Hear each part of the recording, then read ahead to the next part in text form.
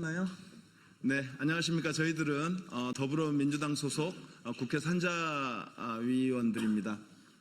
오늘 기자회견 하게 된 이유는 최근에 한전 한수원이 웨스팅하우스와 맺은 불공정 그리고 매국적 비밀 협약이 사실로 드러나고 있는 이 즈음에 한수원 사장 황주호가 또 미국으로 건너가서 웨스팅하우스와 조인트 벤처라고 하는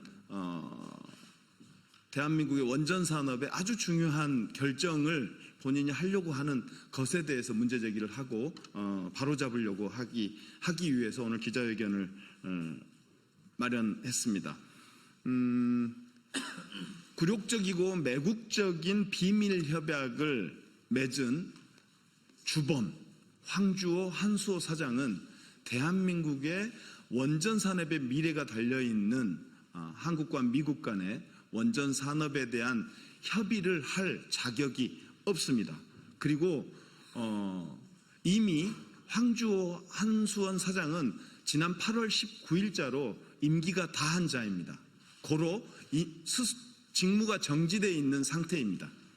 이런 권한 없는 자가, 권한을 잃은 자가 원전의 미래를 책임질 수 있는 산업의 계약의 당사자로 나서는 것은 있을 수 없는 일이다. 오히려 황주호 사장은 산업부의 조사, 앞으로 국회의 결의에 따라 있게 될 국정조사라든가 수사의 대상임을 자각하고 당장 직무에서 자진 사퇴해야 합니다. 그리고 산자부는 직무정지 명령을 내려야 합니다. 이런 내용으로 저희들이 오늘 기자회견을 준비했습니다. 참여하신 분들 소개해드립니다. 왼쪽부터 장철민 의원 오셨습니다. 이재관 의원 오셨습니다. 허성무 의원님 오셨고요. 그리고 송재봉 의원님 오셨습니다. 그리고 맨 끝에 김종호 의원님 오셨고요. 오세희 의원님 오셨습니다. 정진욱 의원님 오셨고요. 허종식 의원님, 그리고 오늘 기자회견문을 급하게 작성해 주신 박지혜 대변인님 오셨습니다. 저는 산자위 간사 김원입니다. 그러면 준비한 기자회견문을 낭독하도록 하겠습니다.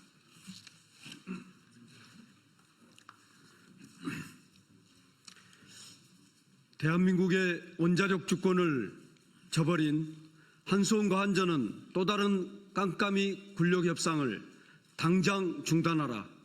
대한민국 원자력 산업은 국민의 희생과 헌신으로 쌓아올린 국가적 자산입니다. 그러나 윤석열 정부와 산자부, 한수원, 한전은 이를 지켜내기는커녕 미국 웨스팅하우스와 지난 1월 국가의 이익과 주권을 송두리째 내어주는 굴욕적인 협상을 체결했다고 합니다. 언론이 보도한 내용은 충격적입니다. 한국형 원전 수출 때마다 웨스팅하우스에 원전 1기당 1억 7,500만 달러의 기술 사용료를 바치고 6억 5천만 달러 규모의 물품과 용역을 강제로 구매해야 합니다. 나아가 국민의 열쇠를 들여 개발 중인 차세대 원전인 소형 모듈 원전 SMR조차 웨스팅하우스에 사전 검증 없이는 해외 수출이 불가능합니다. 연료 공급권까지 독점적으로 보장해 주었습니다. 더구나 계약 기간이 무려 50년에 달합니다. 이는 사실상 원자력 기술 주권을 내려놓는 매국적 협상이자 우리 후손들에게까지 족쇄를 채우는 행위입니다. 저희 더불어민주당 산자중기위원들은 지난해부터 산자부와 한수원, 한전에 끊임없이 자료 제출과 보고를 요구해 왔습니다. 심지어 비공개 열람이라도 허용하라고 했지만 이들은 기업활동 비밀 운운하며 끝내 국회의 요구를 거부했습니다. 그러나 언론 보도를 통해 협정의 민낯이 드러난 순간 우리 우려는 모두 사실로 확인되었습니다. 이는 국민과 국회를 철저히 기만한 깜깜이 협상이었으며 민주적 통제를 무시한 국기문란 행위라 하지 않을 수 없습니다. 그런데도 한수원과 한전이 이번에는 미국 진출을 명분으로 웨스팅하우스와 또 다른 협의를 추진하려 한다는 보도가 나오고 있습니다. 우리는 단호히 경고합니다. 국회와 국민을 배제한 또 다른 밀실 굴욕 협상은 절대로 용납하지 않을 것입니다. 특히 황주호 한수원 사장은 2022년 8월 22일께 취임하여 이미 임기가 끝난 상태입니다. 그럼에도 불구하고 지난 19일 상임위에 출석하여 불공정한 협정이라 생각하지 않는다 이렇게 설명한 바 있습니다. 그러한 자가 향후 수십 년간 국가원자력 산업의 미래를 좌우할 협상을 주도한다면 이는 권한 없는 자의 권한 남용입니다. 우리는 이러한 옳은 행위를 결코 자시하지 않을 것이며 책임자에 대한 엄중한 원칙을 추진하겠습니다. 더불어민주당 산자중기위 위원들은 다음과 같이 요구합니다. 첫째, 소관 상임위원들에게라도 지난 1월 웨스팅하우스와의 협정 내용과 추진 과정을 즉각 공개하라. 둘째,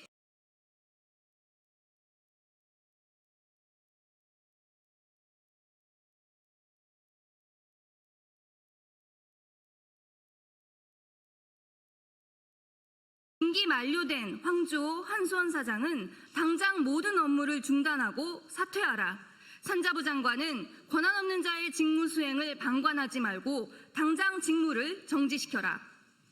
원자력 산업은 특정 정권이나 기업 집단의 전유물이 아닙니다. 기후위기 시대에 국가 에너지 전략을 좌우하는 중요한 자산입니다. 더불어민주당 산자중기 위원들은 국민과 함께 불공정하고 굴욕적인 협정의 굴레를 끊고 대한민국 원전 산업의 미래를 지켜내겠습니다. 2025년 8월 22일 더불어민주당 국회 산업통상자원 중소벤처기업위원회 위원 1동. 네, 이상 기자회견문 낭독을 마치고요. 이상 마치겠습니다. 감사합니다. 인사드리겠습니다. 더불어민주당 소속 안양 만안구 출신 강덕구 의원입니다. 23일 내일 한일 정상회담이 열립니다.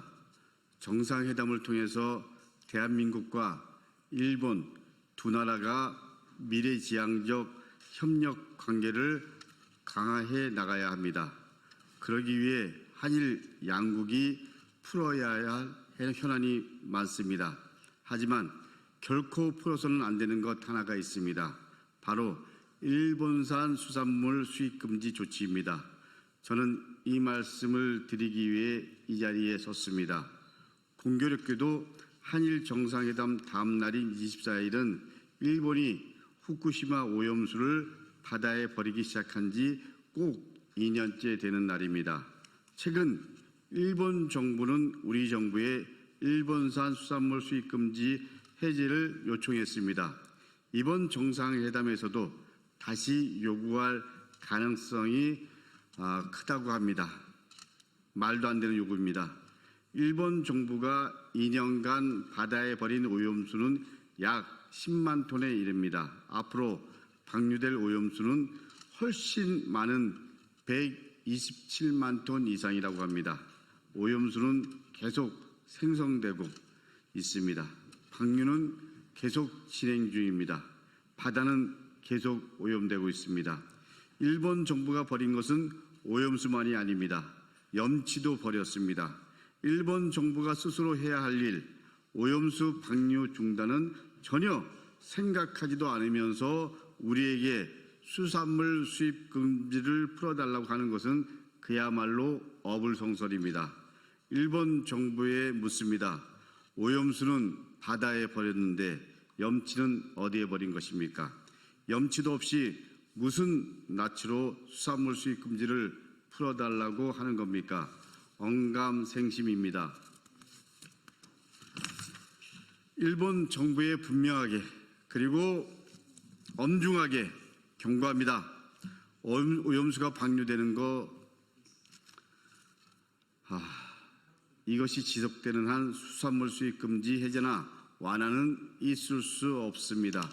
후쿠시마 오염수 방류가 시작된 2년 전 그날의 기억도 아직도 생생합니다.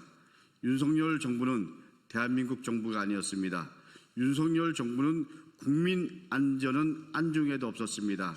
후쿠시마 오염수 방류에 대해서 일본 정부의 말 한마디도 제대로 못했습니다. 오히려 일본 정부를 대신해서 과학적으로 안전하다면서 홍보까지 했습니다. 이게 윤석열 정부의 민낯입니다. 어처구니가 없었습니다. 지금도 그때만 생각하면 화가 치밀어 오릅니다. 이재명 정부는 윤석열 정부와 완전히 다릅니다. 국민 주권 정부입니다. 할 말을 반드시 하는 정부입니다. 그리고 할 말은 반드시 해야 합니다. 이재명 대통령은 일본산 수입물에 대해서 일본산 수산물에 대해서 신뢰를 회복하는 것이 가장 중요하다고, 그리고 먼저 이루어져야 한다고 분명하게 지적했습니다. 당연합니다. 시원합니다. 국민 건강과 안전이 최우선입니다. 오염수 방류가 완전히 중단되고 해양 생태계의 안전성이 완벽하게 확인될 때까지 일본산 수산물 수입을 절대 해서는 안 됩니다. 일본 정부에 분명하게 촉구합니다. 오염수 방류를 중단하기 전까지 수산물의 숫자도 꺼내지 마십시오. 지금이라도 당장 오염수 방류를 중단하십시오. 양심을 지키십시오. 염치부터 찾으십시오. 우리 정부에게도 분명하게 그리고 강력하게 요청드립니다. 일본산 수산물 수입에 대해서는 단호하게 선을 그어야 합니다. 절대 타협해서는 안 됩니다. 감사합니다. 언론 여러분들의 관심을 부탁드립니다. 감사합니다. 안녕하세요. 더불어민주당 원내대변인 백승아 의원입니다. 오늘 3가지 논평 하겠습니다. 첫 번째 논평입니다. 피의자 추경호 국민의힘 전 원내대표는 더 이상 숨지 말고 진실을 밝히십시오. 특검의 계엄 해제 의결 방해 의혹 수사를 위한 국회 사무처 압수수색 영장에 추경호 전 국민의힘 원내대표가 피의자로 적시된 사실이 밝혀졌습니다. 추 전 원내대표는 의총 장소를 수차례 번복하고 본회의 연기를 의장에게 요청하는 등 국민의힘 의원들의 국회 계엄 해제 표결 참여를 방해했습니다. 국민들께서 똑똑히 기억하고 계십니다. 더구나 추 전 원내대표는 계엄 선포 당일 정무수석, 국무총리, 대통령과 연이어 통화한 사실도 드러났습니다. 계엄 가담을 의심할 수밖에 없는 정황입니다. 그럼에도 추 전 원내대표는 온갖 변명으로 진실을 감추고 국민을 기만하고 있습니다. 아무리 거짓말을 해도 진실을 덮을 수는 없으며 국민적 분노만 키울 뿐임을 모르는 겁니까? 내란 속의 윤석열과 공범 김용현, 이상민 모두 모르쇠와 거짓말로 일관하다 끝내 구속되었습니다. 피의자 추경호 역시 여당 원내대표로서 계엄 해제 의결을 방해했다면 처벌받아 마땅합니다. 더 이상 국민을 우롱하지 말고 지금이라도 모든 진실을 낱낱이 밝히고 국민 앞에 사죄해야 합니다. 특검은 철저하고 신속한 수사를 통해 내란을 기획, 지시한 내란 수괴와 이에 부역한 국민의힘 지도부 등 모든 공범들을 일벌백계해야 합니다. 법과 정의 앞에서 어떤 예외도 어떤 특권도 있어서는 안 됩니다. 진실은 끝내 승리할 것입니다. 두 번째 논평입니다. 명백해진 윤석열 경로설, 특검은 책임자를 모두 처벌해야 합니다. 반드시 최상병과의 약속을 지키겠습니다. 순직해변 특검이 최상병 사건 수사 외압의 발단이자 핵심 단초인 윤석열 경로설의 실체적 진실을 밝혀냈습니다. 임기훈 전 국방비서관은 윤 대통령이 최상병 초동 수사 결과에 경로하며 이종섭 전 국방부 장관을 질책했다고 진술했습니다. 이 사실을 군 수뇌부 사인에게 직접 전달한 정황까지 드러났으며 다른 회의 참석자들 또한 윤석열의 경로를 인정하고 있습니다.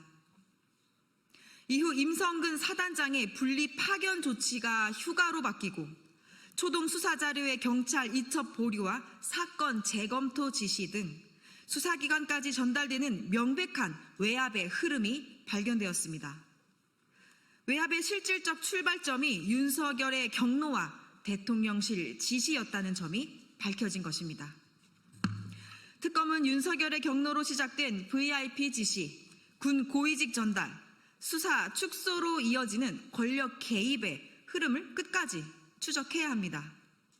또한 최상병 사건의 진실을 은폐, 조작하고 해병대의 명예를 훼손한 대통령실과 군 고위직, 공범들까지 한 명도 빠짐없이 엄중한 책임을 물어야 할 것입니다. 더불어민주당은 최상병과의 약속을 반드시 지키며 해병대의 명예를 되찾을 것을 약속드리겠습니다. 세 번째 논평입니다. 내란 총리 한덕수 구속이 가까워지자 거짓말을 인정했습니다. 대국민 사기극의 끝은 구속입니다. 내란 총리 한덕수가 늘어놓던 말이 거짓임이 드러났습니다. 지금까지 계엄 당일 선포문을 받은 적이 없다고 주장하더니 CCTV 영상이 드러나자 내란 속의 윤석열이 선포문을 줬다고 실토했습니다. 구속이 임박하자 결국 거짓말을 포기하고 자백한 것입니다. 8개월 동안 모르쇠와 거짓말로 국민을 속인 대국민 사기극이 마침내 드러난 것입니다. 한덕수 전 총리는 내란 공범임을 감추려 대선에 출마한 것임이 분명해졌습니다. 부역자 한덕수의 이름은 국민과 역사에 기록될 것입니다. 한 전 총리는 50년 공직자의 명예와 긍지를 포기하고 윤석열, 김건희의 국정농단을 눈감아주며 특검을 거부했습니다. 심지어 불법 계엄과 내란을 방조하고 가담한 사실까지 드러나고 있습니다. 내란 총리직 수행에 이어 내란 세력과 손을 잡고 대선 후보로까지 출마해 국민의힘 후보 교체 쿠데타까지 가담하며 국민을 속이고 모욕했습니다. 이제 국민을 속인 대국민 사기극의 끝은 구속입니다. 내란의 부역자 한덕수는 국민께 사죄하고 당시 계엄의 전모와 실행, 국무회의 실체까지 불법 계엄과 내란을 방조하고 가담한 범죄 사실 모두를 자백해야 합니다. 공직자의 모범 사례가 되어야 할 사람이 공직자의 명예를 훼손한 최악의 사례가 된 현실을 국민과 역사는 분명히 기억할 것입니다. 이상입니다. 감사합니다. 네, 더불어민주당 국민소통위원회 위원장 김현입니다. 오늘 민주파출소 주간 브리핑 드리겠습니다. 8월 21일 기준으로 한 주간 4,493명 방문했고요. 1,239건의 제보가 접수되었습니다. 누적 건수로는 총 62만 2,700건이고요. 20만 2,074건의 제보가 접수되었습니다. 매체별로는 SNS가 303건 제보되었고 유튜브는 263건이고요. 현수막은 216건 순으로 제보되었습니다. 주요 제보 내용 말씀드리겠습니다. 첫 번째로는 허위사실과 왜곡 정보 유포입니다. 이재명 대통령을 소년원 주범으로 몰아가는 안동댐 찌라시와 김정숙 여사 옷값을 둘러싼 허위 주장, 대통령 가족을 향한 루머가 제보되었습니다. 또한 개표 조작을 주장하는 음모론 영상, 이재명 대통령 사법고시 대리시험설 같은 허위 영상, 민주당 정책을 왜곡하거나 테러 집단으로 지칭한 극우 유튜브 콘텐츠도 제보되었습니다. 두 번째로는 불법 현수막과 대선 불복 현수막 제보입니다. 중국 공산당과 선관위가 만든 가짜 대통령, 부정선거 주범, 수배와 같은 문구가 담긴 현수막이 전국 곳곳에 게시되었다는 신고가 접수되었습니다. 언론 대응 보고입니다. 조선일보 8월 18일자 보도는 방송법 개정의 본래 취지를 왜곡하고 민주당의 입장을 배제한 채 방송 장악으로 몰아가는 보도로 언론중재위에 제소하였습니다. 같은 날 보도된 민주당 관련 갑질 보도 역시 일부 사안을 전체로 일반 하해 오도에 있어 동일하게 언중위에 제소했습니다. 아울러 뉴데일리의 8월 18일자 보도는 다극화 포럼이 주관한 국제심포지움을 민주당 단독 주체로 왜곡하고 그 성격을 반미 친북 행사로 규정한 바 있어 이 역시 언중위에 제소하였습니다. 또한 지난주 보고드린 한미일보 기사 2건에 대해서도 언중위를 통해 제소했고 경찰 고발도 완료했습니다. 방송 대응 보고입니다. 한 주간 뉴스 및 시사 대담 프로그램을 모니터링한 결과 방송심의규정상 사실 왜곡, 조롱, 명예훼손, 객관성 위반 및 공정성, 균형성 위반에 해당하는 사례 총 24건을 확인하여 방송통신심의위원회 심의 신청을 접수하였습니다. 주요 심의 내용은 KBS 1라디오 전격 시사에서 출연 패널이 더불어민주당과 정청래 당대표에 대해 명백한 명예훼손 및 객관성 위반에 해당하는 발언을 한 것으로 판단되어 심의 신청을 진행하였습니다.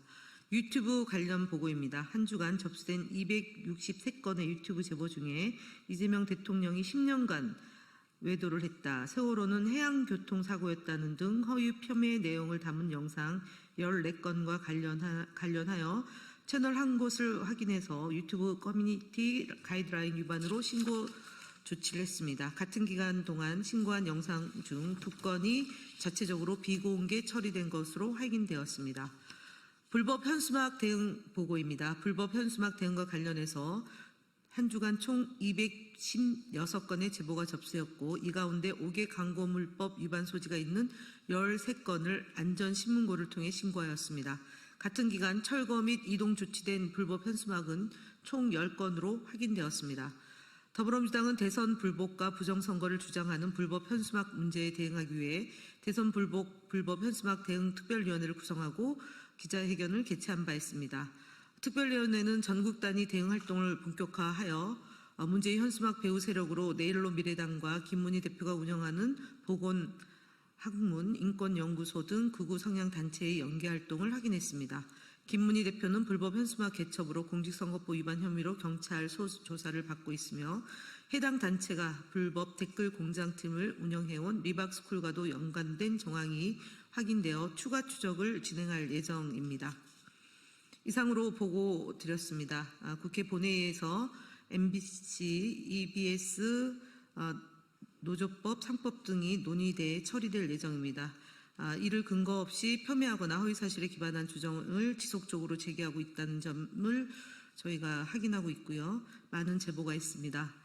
완벽한 법은 존재하지 않습니다. 그러나 이 법안들은 분명히 국민의 삶을 개선하고 세상을 조금 나은 방향으로 이끌어 나갈 중요한 법안들입니다. 민주당은 필요한 부분은 적극적으로 보완해 가겠지만 근거 없는 비방과 악의적 왜곡에 대해서는 강력히 대응하겠다는 말씀드립니다. 민주파출소는 국민 여러분의 제보와 관심으로 운영하고 있으며 앞으로도 많은 지지와 성원, 참여 부탁드립니다. 이상 마치겠습니다. 감사합니다. 조국혁신당 대변인 한가선입니다. 특검 수사는 기억력 회복 특효약인가? 라는 제목으로 논평하도록 하겠습니다. 한덕수 전 국무총리가 국회와 헌법재판소에서 진술했던 스스로의 증언을 뒤집었습니다. 윤석열 전 대통령으로부터 계엄 선포문을 받았다고 합니다. 불과 몇 개월 전 국회와 헌법재판소에서는 계엄 선포 문건을 인지하지 못했다, 나중에 보니 양복 뒷주머니에 있었다고 증언했었습니다. 한덕수 전 총리는 왜 갑자기 진술 태도를 바꾼 것일까요? 그가 계엄 당일 정장 안주머니에서 문건을 꺼내 유심히 살펴보았다는 대통령실 CCTV 증거가 제시되었기 때문입니다. 증거가 없었다면 끝까지 잡아댔을 게 뻔합니다. 그러니 진술 번복이 아니라 거짓말 실토라고 표현해야 더 정확한 표현일 겁니다.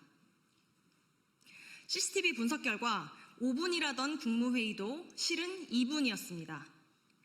이 세상 그 어떠한 회의도 11명이 모여서 2분 안에 끝내는 것은 거의 불가능에 가까울 것입니다.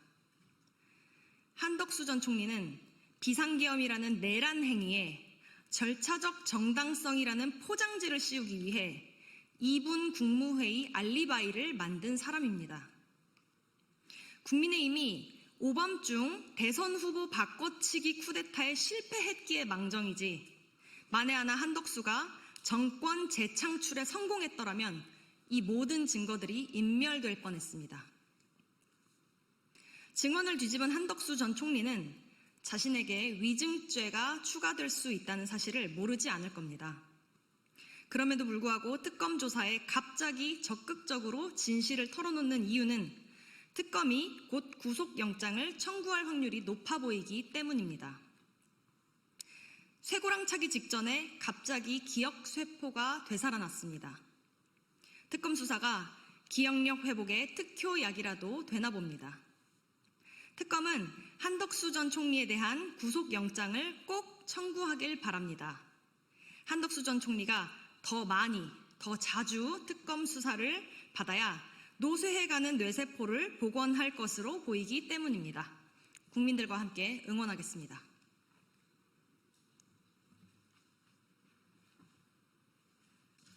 예, 안녕하십니까. 더불어민주당 원내대변인 백승하 의원입니다. 오늘 추가로 2가지 논평 말씀드리겠습니다. 첫 번째 논평입니다.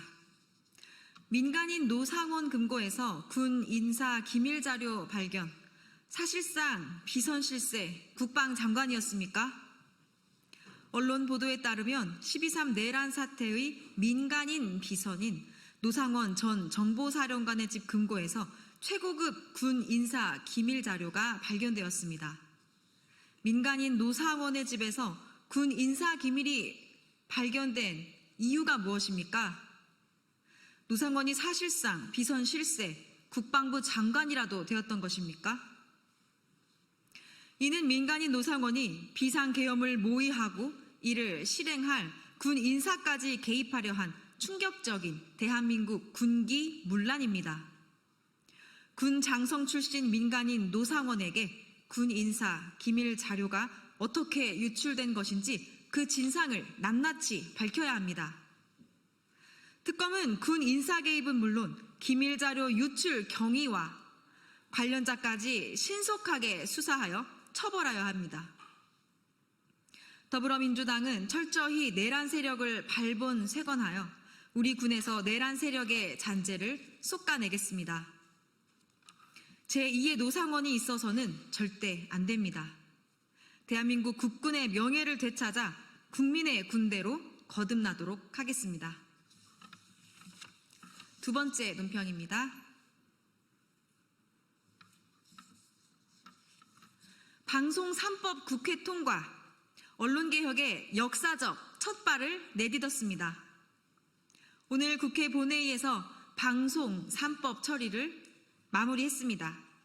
언론의 독립과 자유를 되찾기 위한 언론개혁의 역사적 첫걸음입니다. 윤석열 정권은 보수 여전사를 자처한 이진숙 방송통신위원장을 비롯해 낙하산, 코드 인사로 공영방송 장악을 시도했고, 또한 언론개혁을 위한 국회의 입법도 대통령 거부권으로 가로막았습니다.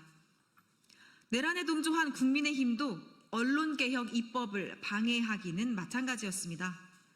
심지어 송원석 비상대책위원장은 신군부 언론 통폐합에 버금가는 카르텔 정권이라고 궤변까지 서슴지 않았습니다.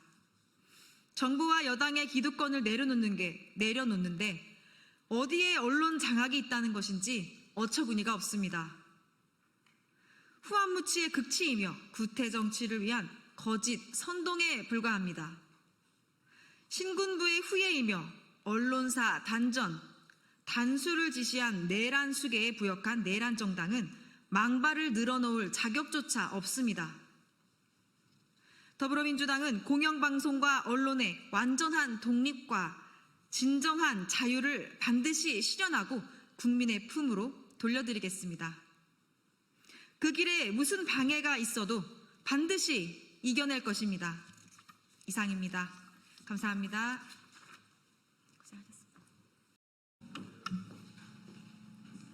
네, 안녕하십니까. 금요일 오후에 마감을 거의 하실 시간에 더불어민주당과 조국혁신당 과학기술정보방송통신위원회 국회의원들이 오늘까지 포함해서 방송 3법 통과를 기념을 하는 자리로 왔습니다. 대한민국의 공영방송의 새 역사가 되고 또 그동안 방송 장악을 숱하게 했던 보수 정권에서 일어났던 많은 일들을 떠올리면서 오늘 역사적인 방송 3법 통과에 대한 의미를 새롭게 새기기 위해서 기자회견을 하도록 하겠습니다. 참석해 주신 의원님 먼저 소개하겠습니다. 최민희 방송 가방위 위원장님 오셨고요. 이주희 의원님 오셨습니다. 그리고 한민수 의원님, 조국혁신당의 이혜민 의원님 참석하셨습니다. 기자회견문을 낭독하도록 하겠습니다.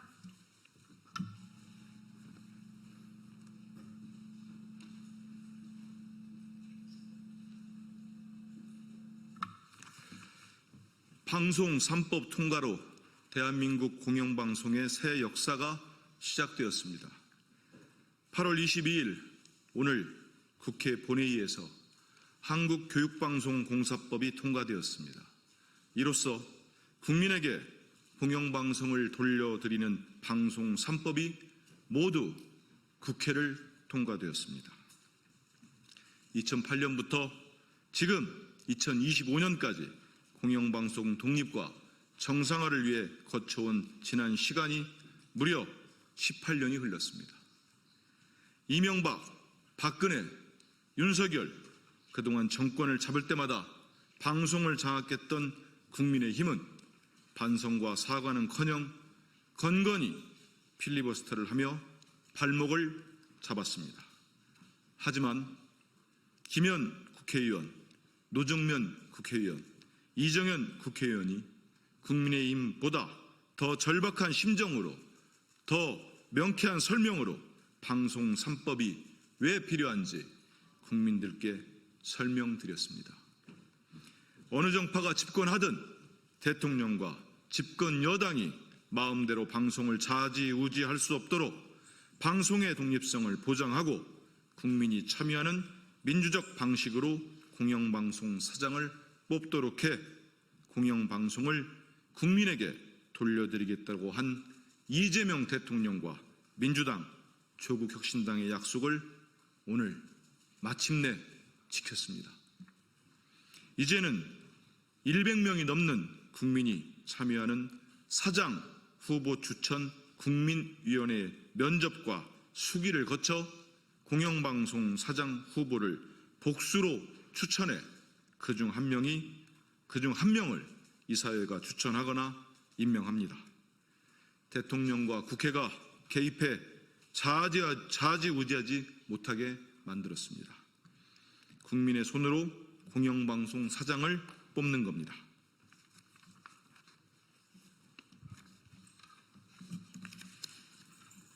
이사회 구성도 그동안 법적 근거 없이 여당이 다수, 야당이 소수를 놔두던 관행에서 정치권 추천을 40% 이하로 줄이고 시청자위원회, 임직원, 미디어 관련 학회, 법조계로 다양화했습니다. 특정 정파의 일방적인 독식은 불가능해진 것입니다. 특히 편성위원회를 법적으로 제도화했습니다. 방송현업의 언론인들이 외부는 물론 내부의 부당한 간섭으로부터 독립적이고 자율적으로 방송을 제작할 수 있도록 강력한 보호막이 되어줄 장치입니다. 오늘 방송 3법을 본회의에서 의결하기까지 숱한 우여곡절이 있었습니다. 이명박 정권은 KBS에서 정현주 사장을 불법으로 내쫓고 MBC의 낙하산 인사인 김재철 사장을 내려보내 MBC를 망가뜨렸습니다.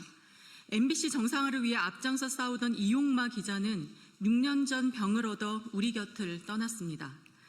방문진법을 통과한 어제 21일은 이용마 기자의 6주기였습니다. 생전에 이용마 기자가 외친 국민이 참여하는 공영방송 사장 선임제가 담긴 방문진법이 기일에 맞춰 통과되었습니다. 이용마 기자도 분명 하늘에서 기뻐할 거라 믿습니다. 방송 3법 통과를 위해 제22대 국회 개원부터 더불어민주당 및 조국혁신당 과방위 위원들과 함께 머리를 맞대고 연대한 언론현업단체, 시민사회단체, 전문가들의 노고에 감사의 말씀을 전합니다. 윤석열 정권에서 탄압받았던 분들이 현장에서 겪은 일들을 바탕으로 지혜를 모아주신 점에 특히 감사드립니다. 아울러 공영방송 사장 선임 권한을 국민에게 돌려드리겠다는 국민과의 약속을 지킨 이재명 대통령께 경의를 표합니다. 국민 주권 정부인 이재명 정부, 민주당, 조국혁신당의 약속을 믿고 지지해 주신 시민들께 머리 숙여 감사 인사드립니다. 이제 공영방송이 방송 3법의 취지대로 운영될 수 있도록 챙겨야 하는 방송사법인 방통위 정상화 과제가 남았습니다. 국회 과학기술정보방송통신위원회는 초심을 지키며 국민과 함께 최선을 다하겠습니다. 2025년 8월 22일 국회 과학기술정보방송통신위원회 더불어민주당 조국혁신당 의원 일동 최민희, 김현, 김우영, 노종면, 이정헌, 이주희, 이훈기, 정동영, 조인철, 한민수, 황정아, 이혜민 이상입니다. 감사합니다. 위원장님 한 말씀 하시죠.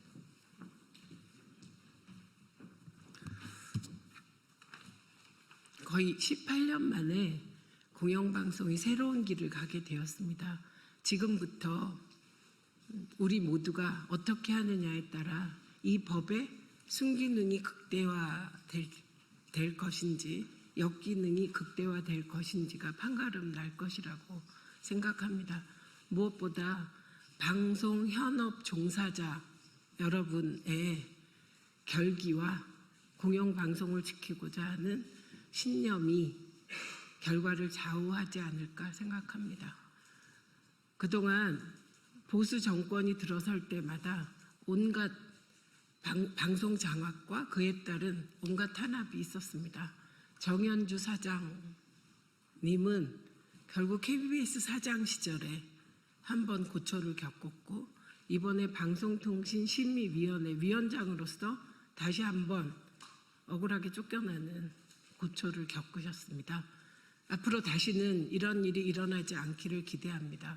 그러나 역시 방송을 지키는 것은 방송 종사자 여러분의 몫입니다. 그리고 모든 대통령들이 당선되기 전에는 방송 독립을 약속하고도 누구도 지키지 않았던 약속을 담대하게 지켜주신 이재명 대통령의 결단에 의해서 가능한 일입니다. 깊이 감사드립니다. 그리고 정청래 당대표님, 김병기 대표님, 그리고 박찬대 전 대표님 역시 방송 3법에 매우 힘을 실어주셨고 어려운 고비 때마다 길을 뚫어주심에 감사드립니다. 마지막으로 국민의힘에 한 말씀 드리자면 그러셨잖아요. 이 법 통과 못 시킬 거라고. 대통령이 동의 안 할 거라고. 공개적으로 얘기했잖아요. 여당이 돼서 이 법을 추진하는 것이 가상하다고 인터뷰한 분도 계시잖아요. 절대 못할 거란 법을 저희가 해내고 나니 왜 이게 민주노총법, 언론노조법입니까? 이제는 그런 이중적 태도 하시지 말고 방송 독립의 길에 함께 해주시기 바랍니다. 그리고 다들 아시다시피 방송 3법은 방송통신위원회가 정상화돼야 작동이 시작됩니다. 이 또한 차질 없이 꼼꼼하게 그리고 끈기 있게 반드시 추진해내겠다는 점 여기 계신 과방위원님들 이름으로 약속드립니다. 네, 금요일 오후에 마지막 기자회견 같습니다. 충분히 저희들이 한 기자회견 내용이 반영될 수 있도록 협조 당부드립니다. 감사합니다. 이상 기자회견 마치겠습니다. 감사합니다. 네, 진보당 브리핑 시작하겠습니다. 부대변인 이미선입니다. 화려한 무대 뒤 임금 체불, 유명 오페라도 예외가 없습니다. 예술 노동자 없는 K컬처는 없습니다. 200억 원의 제작비로 주목받은 오페라 어게인 2024 투란도트. 그러나 화려한 무대 뒤에는 수백 명의 예술 노동자들이 임금도 받지 못한 채 방치된 현실이 있었습니다. 연습비 없는 노동, 공연 횟수마다 약속된 소액의 출연료, 그리고 끝내 체불. 이는 단순한 운영 실패가 아니라 문화예술계 전반에 만연한 노동권 착취의 민낯을 드러낸 사건입니다. 지금 이 순간에도 대학로, 영화, 방송 현장 곳곳에서는 계약서 없는 노동, 용역 계약으로 둔갑된 근로계약, 돈이 없다는 말로 책임을 회피하는 사용자들이 여전히 존재합니다. 정부는 이 실태를 알면서도 예술인을 노동자로 인정하지 않으며 노동자성 부정을 방조하고 있습니다. 고용노동부는 더 이상 외면해선 안 됩니다. 이들이 노동자가 아니라면 도대체 누가 노동자입니까? 프리랜서, 예술인이라는 명목이 더는 권리를 박탈하는 핑계가 되어선 안 됩니다. 예술인의 노동자성 인정과 근로기준법 전면 적용, 그리고 예술활동이 가능한 적정임금 보장이 시급히 이루어져야 합니다. 노조할 권리 보장, 산별 교섭 체계 마련, 안전한 창작 환경과 창작자의 권리 보장도 더는 미룰 수 없는 과제입니다. 무엇보다 본회의 통과를 앞둔 노조법 2, 3조 개정 이후에는 노동자 범위를 전면 확대해야 합니다. 지금도 수많은 예술 노동자, 특수고용, 플랫폼 노동자들이 협소한 노동자 정의로 인해 헌법이 보장한 노동기본권 밖에 내몰리고 있습니다. 정부는 예술이라는 이름 아래 노동권을 지우지 마십시오. K컬처가 전 세계를 뒤흔들고 있지만 예술 노동자가 존중받지 못하는 한 그 성장은 지속될 수 없습니다. 예술이 존중받지 않는 사회에 창작의 미래는 없습니다.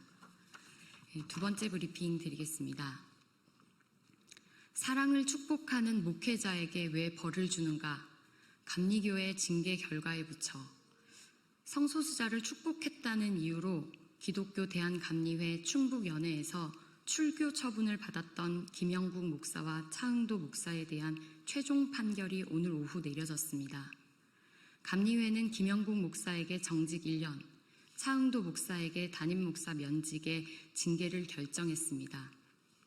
출교라는 극단적인 징계에서 한 걸음 물러선 결정이지만 목회자가 사회적 약자와 성소수자에게 축복을 전한 행위를 문제 삼는 현실은 안타깝습니다. 김영국 목사는 22년 동안 노인, 장애인, 농민 등 사회적 약자들과 함께 해온 삶을 돌아보며 이전 출교 판결 당시 삶 전체가 부정하는 매우 가혹한 징계라고 호소한 바 있습니다.